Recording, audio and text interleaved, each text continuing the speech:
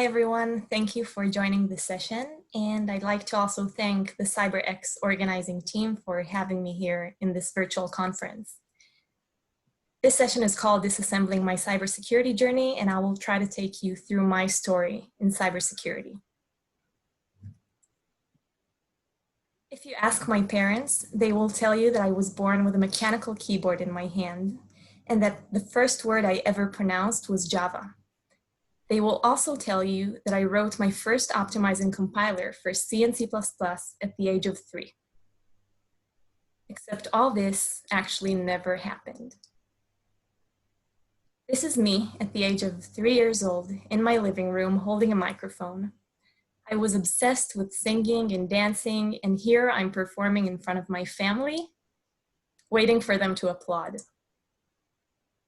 The only keyboard that I had was a synthesizer that I later in my life used to record music and sing along with.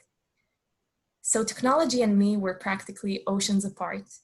And if someone told me later on that I would end up in cybersecurity, first, I would never know what they meant. And also, I would not believe them. Almost every person that I talk to believes with all their heart that we need more women in cybersecurity. There is so much research on the importance of diversity and inclusion, but I don't feel like I have a magic solution how to draw more women in cybersecurity.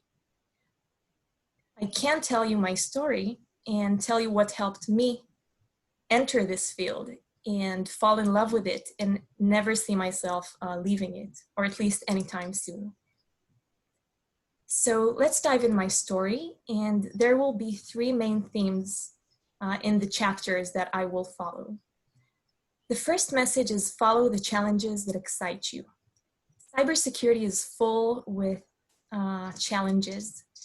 There's web, there's offense, there's defense. You can do high and low level forensics, incident response, so many things to explore.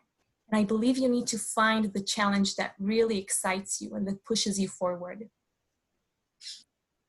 The second thing is teach more. And by teach more, I don't mean you need to become a professor in university.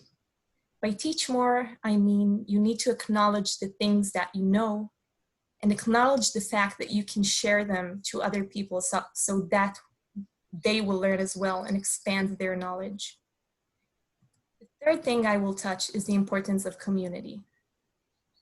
In every technological field, there are many meetups and forums and events and conferences, and I believe each one of us needs to find the environment with which they feel comfortable and the people that push you forward and that you want to contribute back to.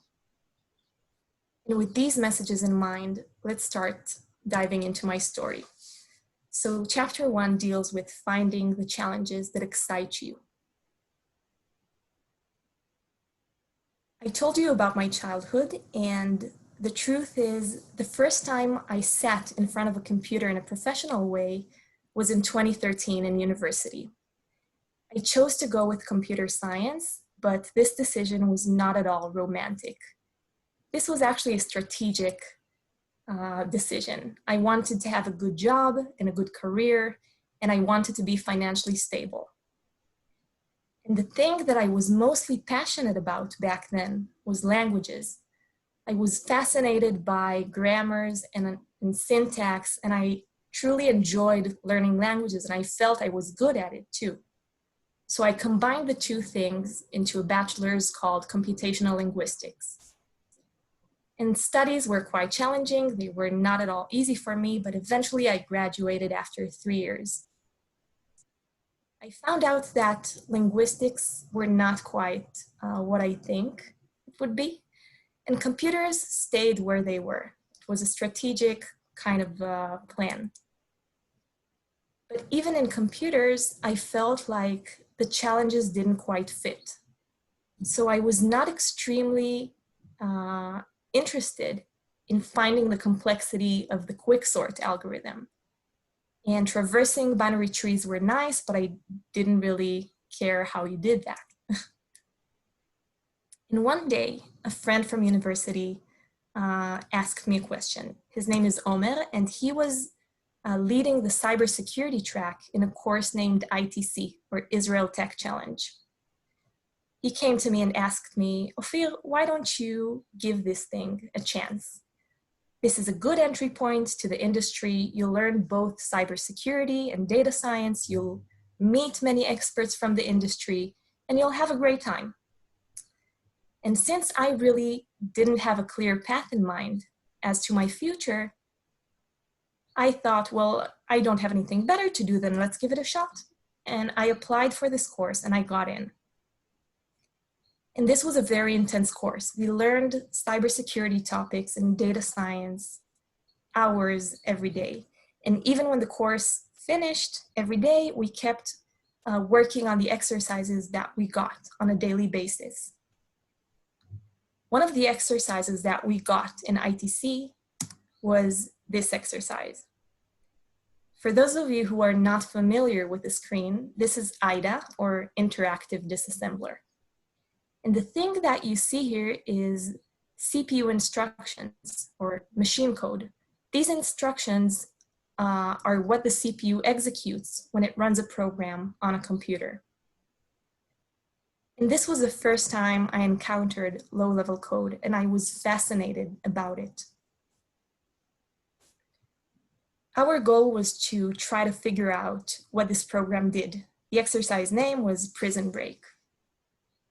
And to be honest with you, most people gave up. They were more interested in the mathematics part of the course and the data science and statistics. But one student named Stefan and myself, we were thrilled about this exercise. And we truly wanted to know what Prison Break did. So we sat together for hours every day, sometimes even through the night. And we stared at this assembly code, at this machine code, trying to figure out what this program did. And after a lot of work, we finally reached the answer. And actually, it was just some mathematical computation that Prison Break did and printed it to the screen. But I remember feeling at the moment of finding the answer that this was something I should do for a living. I don't have a logical explanation why this is what I felt. And sometimes in life, you feel like you need to pursue something without being able to reason it logically. And this is exactly what I felt. I fell in love with reverse engineering, and I knew back then that I wanted to pursue a career in cybersecurity and master this skill of reverse engineering. So the takeaway from this chapter of my story is truly follow the challenges that excite you and that keep you from falling asleep at night. I don't mean in a workaholic way, of course. I just mean that really you need to find these problems, these challenges that you're excited to solve and that you're really enthusiastic about. And now on to the second chapter of the story, in which I deal with the importance of teaching and knowledge sharing. This is the first technical blog post I ever published. It's titled Installing IP Cameras or How I Started Monitoring My Cats. And here you can see in the picture, both Melok and Xor, my beloved cats. I wrote this blog post as part of an event arranged and organized by Ba'ot community in Israel. This community is the largest community of female engineers, data scientists, and researchers in Israel. And I simply attended their event. Now, I'm not going to tell you that this is my most popular piece of technical information. This is definitely not the most read blog post I published. But this blog post marks two important understandings for me in my life. The first one was when I learn something and when I master some skill, or if I succeed in doing something, I can tell it to other people so that they can try it out as well and learn from my own experience. And the second, this blog post marked the beginning of me working on my brand in cybersecurity. A couple of months after this technical blogging event, two members of the community, they come up with the idea of low-level and security celebration. This is an event whose goal is to draw more women into topics that don't usually have many women in them. So the idea is to have 3 workshops. The first is virtualization and hypervisors workshop. The second is embedded programming and Arduino. And the third is reverse engineering. And this event is organized with Microsoft R&D Center in Israel. And the organizers come to me and they ask me to teach the reverse engineering workshop. And I'm absolutely terrified about this idea. I remember thinking to myself that if I fail in teaching reverse engineering properly, then the participants of this workshop, 30, 40 women, will not want to get close to reverse engineering ever again, or even hear about it. So I truly work very hard on this workshop. I prepare the slides, I prepare the exercises, I practice with my friend Oriane for day and night. And finally, this workshop turns out to be a very big success. And I get a lot of good feedback on this workshop, but one message really stands out. And this is a message that I get from a participant on Facebook. And she's writing, "I've been thinking about pursuing a security research position for quite some time. And then came the workshop. I came back home and solved the exercises, and it was so cool. Finding a job won't be easy, but I'll make it." And I don't want to get too emotional, but this message really warms my heart. And it was so satisfying to read this because I figured out that I could teach something that I knew and truly affect someone else's career in a good way. And this truly was very satisfying. And after the success of this workshop, I'm thinking to myself, why not scale this up? If 30 or 40 women enjoyed it and now know this field of reverse engineering, why not open it to a bigger crowd? So I work on converting this workshop from its physical format into a virtual website in begin.re. And I really want to emphasize something very important. At this point, and even today, there are tens of thousands of reverse engineers who are more talented and more skilled than I am. But I figured out that I knew something, and there was no resource like begin.re on the internet at that time. And I thought it could truly help people get into this field and understand what reverse engineering is and actually get their hands dirty with it. Now, we all know the phrase, sharing is caring. And I truly believe in that. But I also know that many of us relate to the fact that sharing can be also scary. And I want to read for you a message that I got on Twitter from a guy saying that this will be my first bit of code ever published on the internet. It's a utility for a flight simulation product. And it's impossible to avoid those forum douchebags that are like, why didn't you write these 7 lines in 2 lines instead, rookie? And he's asking, are you ever trepidatious about releasing code for fear of looking stupid or anything like that? And the answer is yes. Many times I'm afraid of releasing content on social media and on the internet, but I understand today that for each arrogant comment that I might get, I will receive much more supportive feedback, and many more people will enjoy the fact that I'm sharing my knowledge and the things that I know than people who will be bullying me. And this is just one example out of so many that I got for begin.re. It says, wow, I don't even know what to say about begin.re. And these comments are really, really heartwarming, and they keep me doing this knowledge sharing and putting out the things that I know for others. So from this chapter, I'd like you to take away this message of teach more.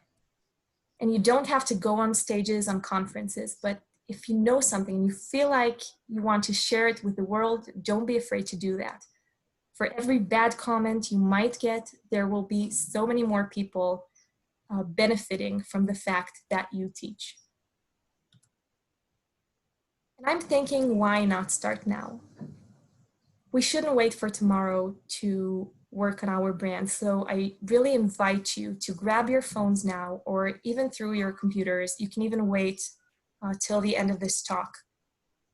Go on Twitter or on any social media platform that you connect to and share something that you learned either on CyberX conference or any other event, or just from a side project or whatever. Share something that you enjoyed and that you can think and that you think others can benefit from.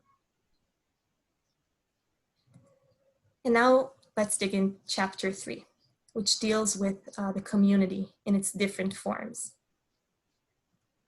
I already mentioned ba'ot. Ba'ot in Hebrew means to engage in something, to arrive at some place, or to join something. As I mentioned, this is Israel's largest community of senior female engineers and computer scientists. I talked about the technical blogging event that I attended. And the truth is, a couple of months after, the managers of this program offered me to join them. And so today, I'm part of this amazing team with 3 of my friends. We're managing the tech blogging program of Ba'ot. And I'll tell you a little bit about it because I'm so proud of it. Our goal is to increase the amount of technical content published and created by women technologists on the internet. And we meet 4 times a year on a quarterly basis. And women who come with their ideas end up publishing their content. And we saw a very significant rise in both the amount of technical content released and the confidence that women have in sharing what they know. And this is only what I'm trying to give back to the community that I am part of. But I want to talk about what Ba'ot, the community, gave me. First of all, public speaking opportunities. I cannot count the number of opportunities offered to me by friends from Ba'ot community. I was pushed and encouraged to go on stages, both in local conferences and international conferences, and tell the world about what I do on my daily job and in my free time. And this really gave me confidence in sharing what I do. The second thing is technical blogging, which I already talked a lot about. But ever since my first technical blog post on IP cameras, I published many others, and today I maintain my own tech blog. And I want to tell you that this muscle is something that you need to train, but it really becomes easier with time. So the first blog post is very difficult to publish, but the next time you do that, it becomes easier, and then it just becomes a habit. Third thing you get from a community is career path advice. Many of us need someone else, sometimes more experienced, to talk to about the next steps in our career and maybe how to negotiate. This is something you can truly receive from a technical community. Another important thing is mentoring. The ability to mentor other women and being mentored by them is something that I cannot emphasize as much as I want to. Really understanding that something that I know I can now help others do is so satisfying, and I really encourage you to do that as well. And the last thing that a community gives you is friends. And personally, I can say that I made amazing friends in Ba'ot, ones that I will have for life. And these women care about me and my career as much as I care about them. And this synergy really gives me energy to keep on doing what I do. So this is one form of a community, but there's another form of a community, which is the people that you meet every day when you go to work.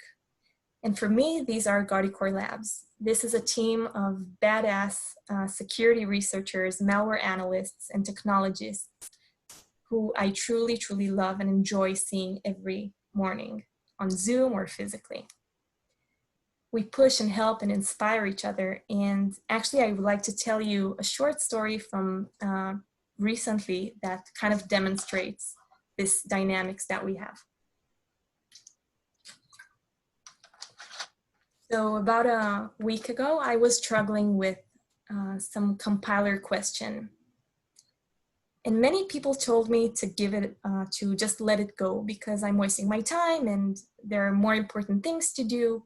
But it really, really irritated me and I wanted to find the answer to this question. And I went to Liad, the guy here on the top left, and I asked him, Liad, do you think I should just let go of this question? And he asked me in turn, what do you want to achieve from this exercise or challenge? And I told him, well, first of all, I want to know the answer. And second, I think I will learn a lot on the way. And then he simply answered, then don't let it go. Don't drop it. And this was all I needed to keep working on this question that everyone else told me to just let go of, but he told me the exact opposite. And more than that, he sat with me and together we struggled through it until we reached the desired answer. Even within this community of Guardicore Labs, there's even another community, and these are the women of Guardicore Labs. Without these gals, Moore and Danielle, I would not be able to speak up as I am, and I would not be able to come up with my ideas and share what I have to share, because these women give me confidence, and their simple existence on the team really helps me with my daily challenges. So to wrap up this last chapter, find your community. Find the people who you care about and who care about you, the people who want to push you forward, people who can help you get out of your comfort zone. And to summarize the whole story, I'd like to repeat the 3 things that I learned on my way and that will hopefully help you as well.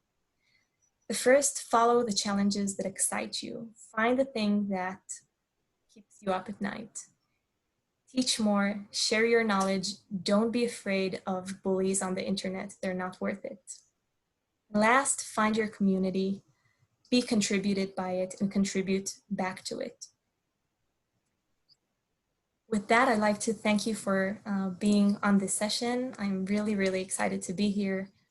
If you have any questions, I think we have some time for a Q&A, and you're very welcome to follow me on Twitter. This is my handle. My DMs are open. I'll be very glad to hear from you. Any question or advice that you need. And don't forget to share what you learned, as I mentioned before.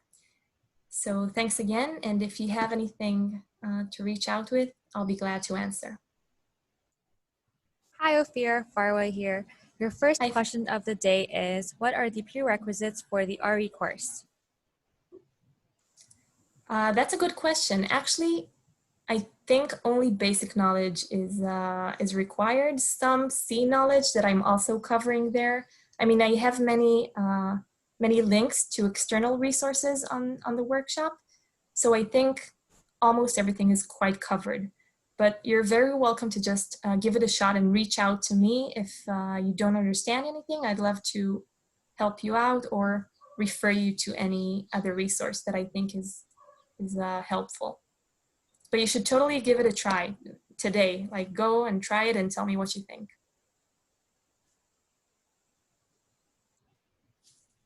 Another question that we have coming in from Twitter is that what was the hardest part of your cybersecurity journey?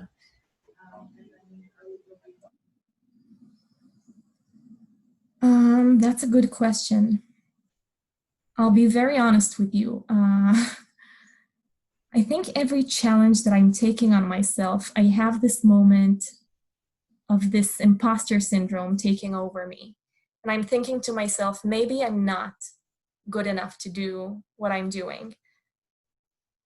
but eventually, even if sometimes it's alone, sometimes it's with the help of others, when I finally manage to solve whatever it is that I want to solve, this all fades out, fades away, and I'm believing in myself once again. So these are my toughest moments, but luckily I'm able to overcome these moments, sometimes by myself and most often with the help of my friends, from Baot community, from my team, sometimes even from strangers on Twitter. They're very supportive as well sometimes. This is another reason why I encourage everyone to be more communicative on these platforms.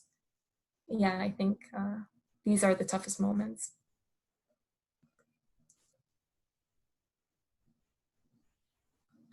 Anything else?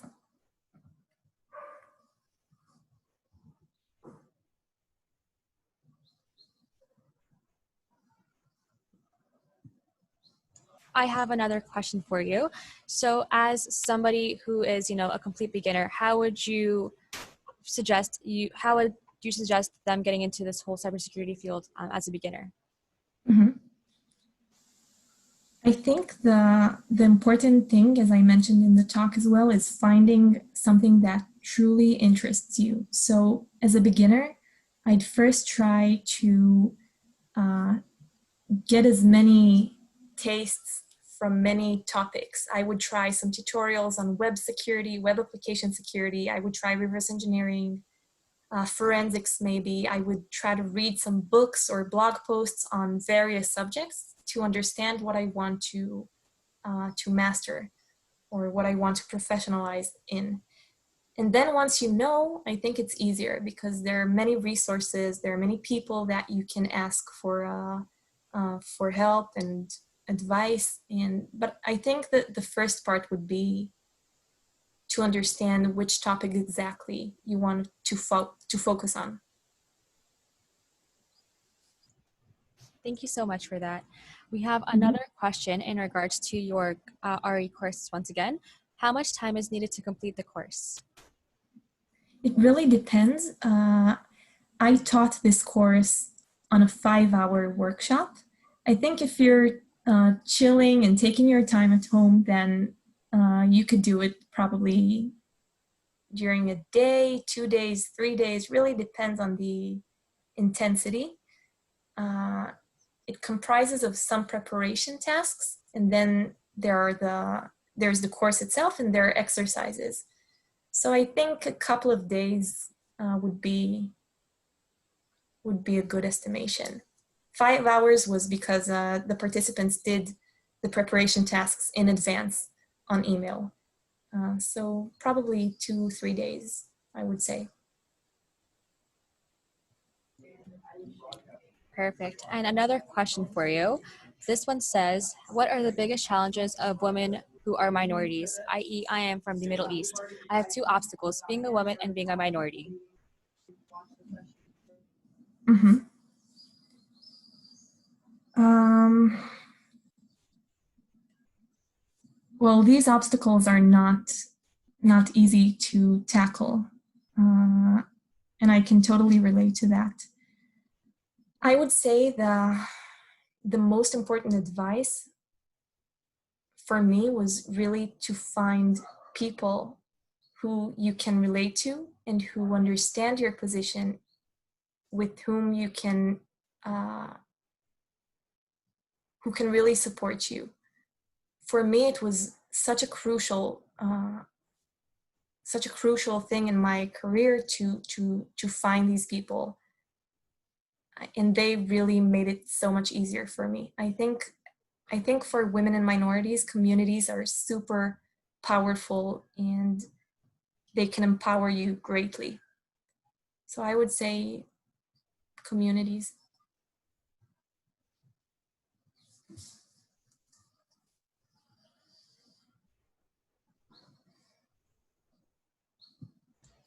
I think those are all the questions that we have for today, Ophir. Thank you so much for taking the time to be here today at Cyber Exchange. We appreciate it so much. You're such an inspiration to all of us, and just a huge thank you on our end and everybody here as well. Thank you very much. It was a pleasure. Thank you. And Guardicore will be having, they do have a booth at Cyber Exchange as well. Ophir will also be at that booth. So if you have any questions for Ophir or Guardicore, please make sure to hop on their booth at the virtual exhibit hall as well. Thank you so much and have a good one. Thank you.